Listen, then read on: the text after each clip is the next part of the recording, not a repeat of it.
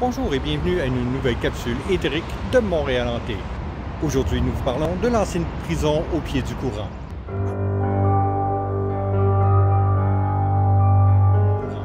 En plus des capsules éthériques, Montréal Hanté vous offre des promenades thématiques sur les lieux hantés de Montréal, ainsi qu'une tournée des bars. Pour en savoir plus, visitez les liens dans la description. Et maintenant, parlons fantômes.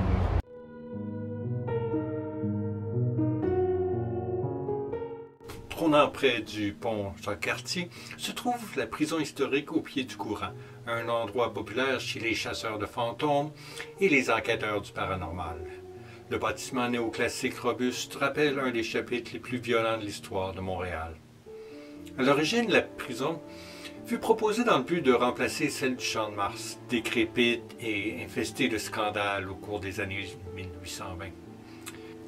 Les prisonniers y gelaient, étaient maltraités, mouraient de faim, encourageant alors la création d'une nouvelle prison. La rumeur court que les plans, ébauchés par l'architecte John Wells en 1825, étaient inspirés du fameux pénitencier de Eastern State à Philadelphie. Un changement dans la philosophie carcérale qui permet un isolement des cellules et moins de fraternité entre les détenus. Conçu pour 260 prisonniers, au pied du courant ouvre ses portes en 1836 sur le bord du courant Sainte-Marie dans les rapides dangereux du fleuve Saint-Laurent. Après un an à peine d'existence, la prison est inondée d'action quand éclate la rébellion des Patriotes de 1837. Cette vague de fureur révolutionnaire, malgré son apparent échec, formera le Québec et le Canada que nous connaissons aujourd'hui. En 1837, donc, la tension montait autour de la réforme politique dans le Bas-Canada, un territoire acquis par les Britanniques lors de la conquête de la Nouvelle-France en 1760.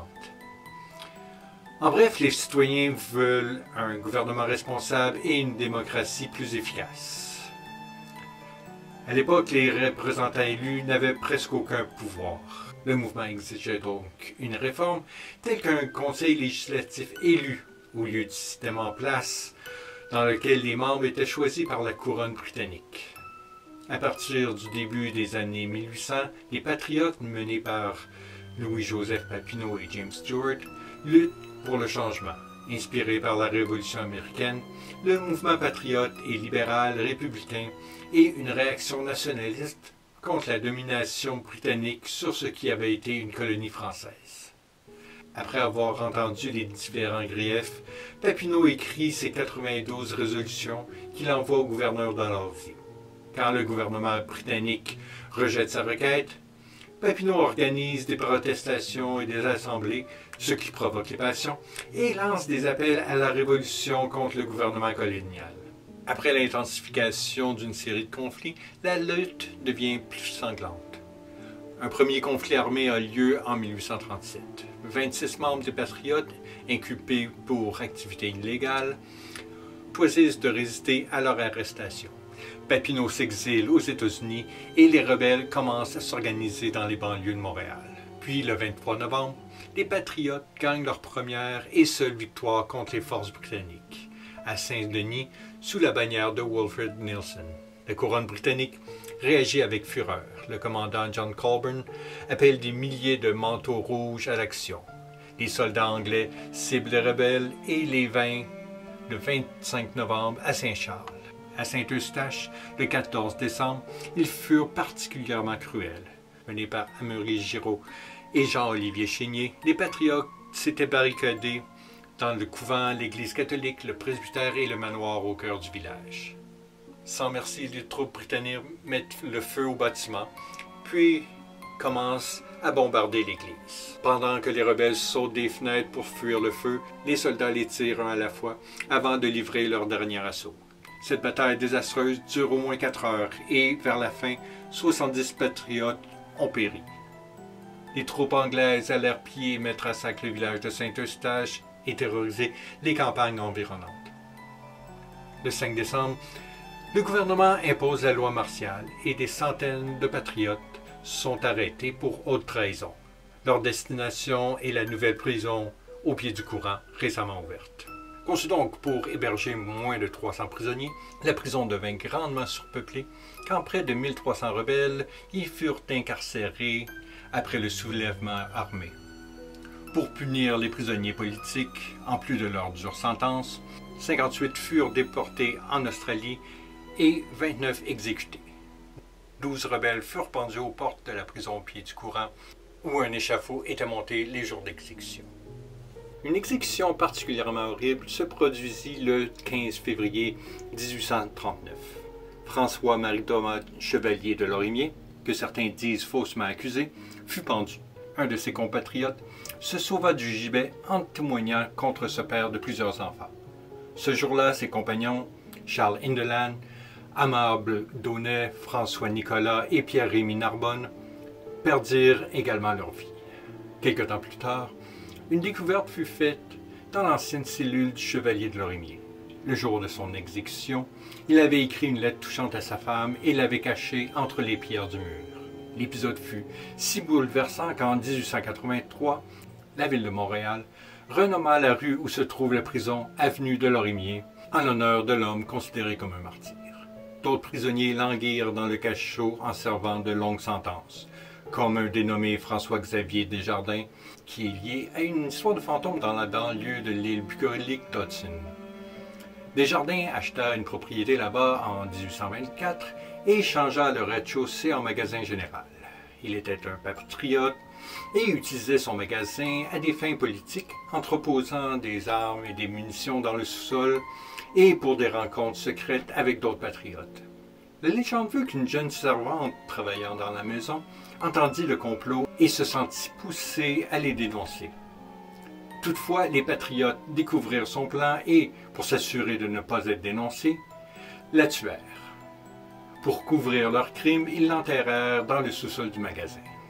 Aujourd'hui, la pittoresque auberge Willow Place occupe le site et apparemment, le spectre malfaisant de la fille, surnommée Maude, hante toujours les lieux.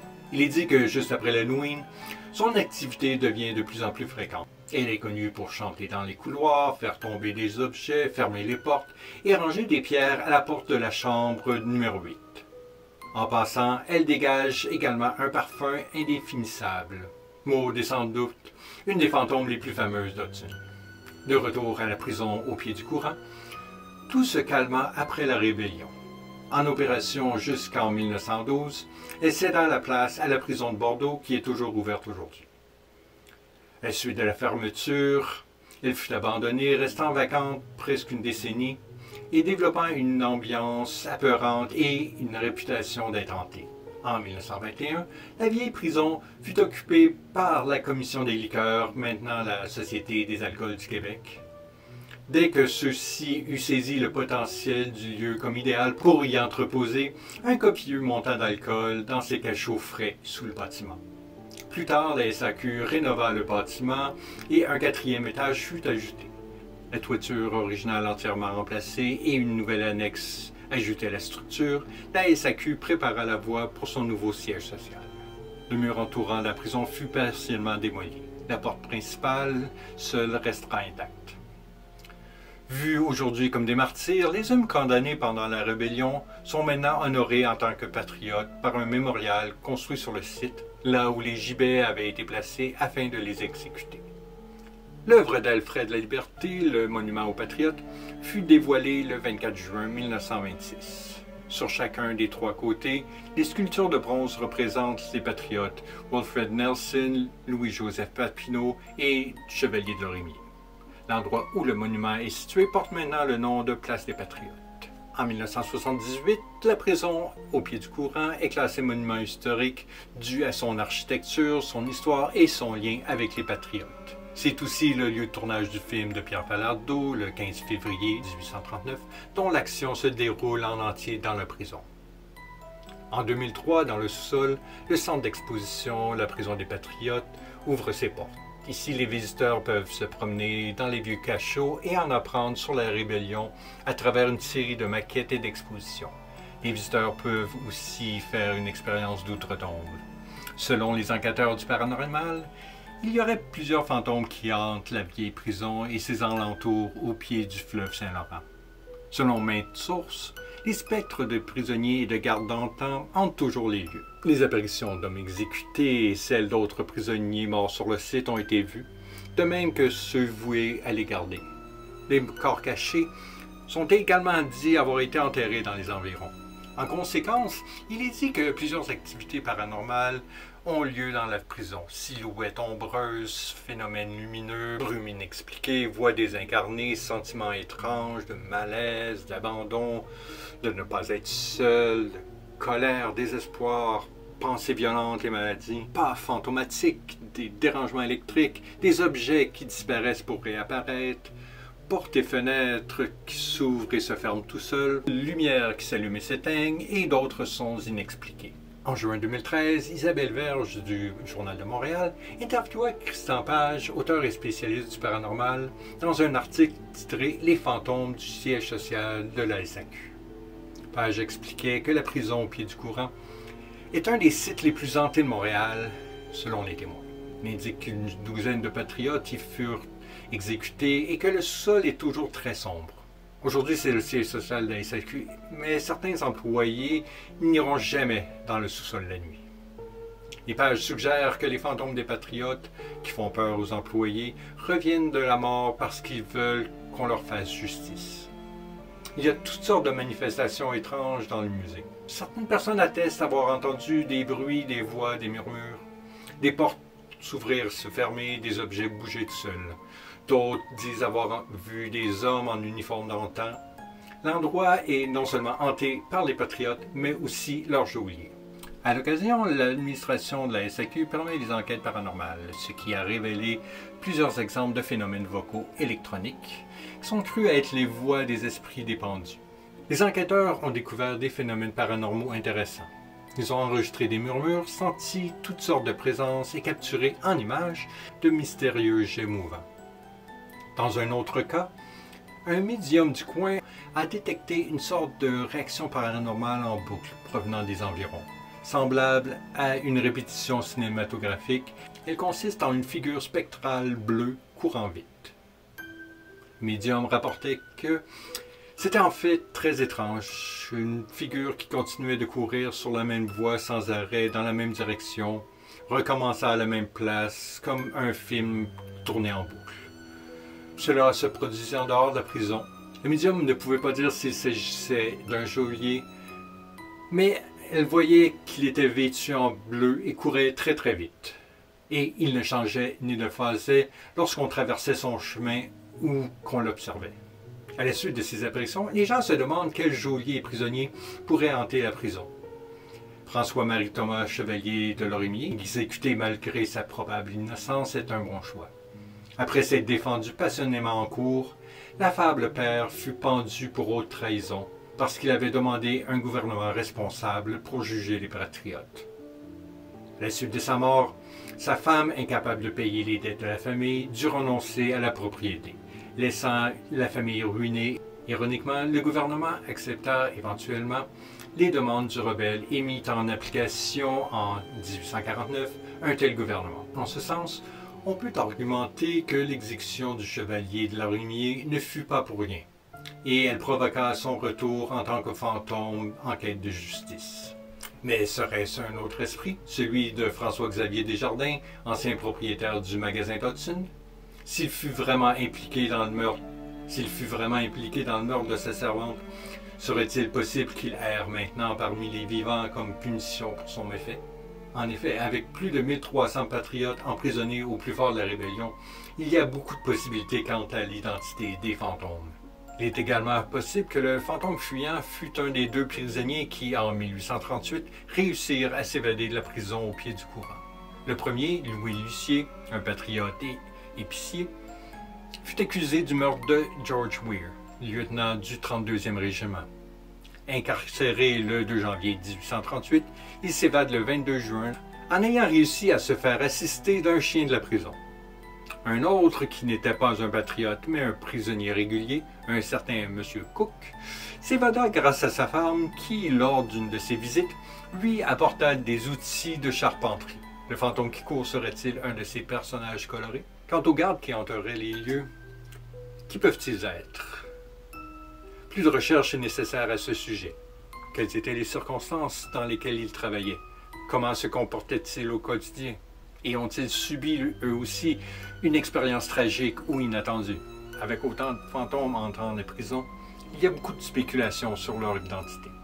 En effet, une partie de l'histoire désagréable qui allait changer ultimement le Canada prit place au pied du courant. Aujourd'hui, le musée du site témoigne de l'oppression et de la brutalité du gouvernement colonial britannique dans les années 1800.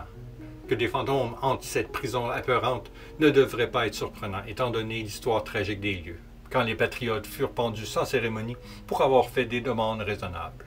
Est-ce possible que des esprits depuis l'au-delà réclament que justice soit faite, tel que suggéré par certains experts? Comme note finale, en 2003, le gouvernement du Québec décida de renommer la fête de la Reine la Journée nationale des patriotes. Au lieu de célébrer une reine oppressive, Québec choisit de vénérer les rebelles qui l'opposèrent en 1837 au prix de leur vie. Que ce geste ait ou non rasséréné les fantômes ne peut être que spéculation. Une chose est certaine, au pied du courant est largement perçu en tant qu'un des sites les plus hantés de Montréal. Entrez à vos propres risques. Voilà qui était notre petit tour d'horizon de l'ancienne prison au pied du courant. Si vous y avez fait des rencontres étranges, faites-nous en part dans les commentaires. Et si vous avez aimé, cliquez le bouton, abonnez-vous et activez les notifications pour ne manquer aucune capsule. D'ici samedi prochain, je vous souhaite une bonne semaine et gardez l'œil ouvert. On ne sait jamais ce qui se trame à Montréal.